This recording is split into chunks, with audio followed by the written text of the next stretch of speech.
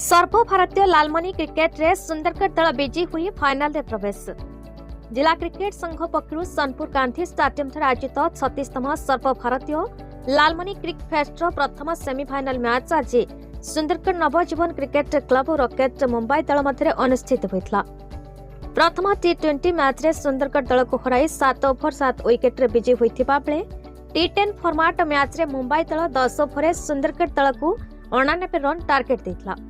किंतु सुंदरगढ़ दल एही टी10 फॉर्मेट मैच रे मध्य मुंबई दल को हराई 1 ओवर और 7 विकेट रे मैच विजयी हुई फाइनल को प्रवेश करिछि।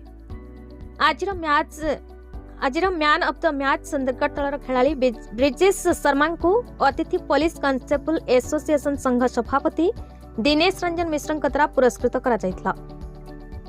अच्युत मिश्र और टुट्टू राय प्रत्यक्ष धारा विवरणी प्रदान करथिबा बेले ओसीएर पैनल अंपायर सत्यप्रसाद रथ पृथ्वीराज मिश्र खेल परिचालना करथिले। विनोद पात्र दिनेश गिबला पार्थ सरची दास स्कोरर भावे दायित्व तुलाइथिले। सुवर्णपुर जिलार श्याम सुंदर पंडांका रिपोर्ट, भारत न्यूज।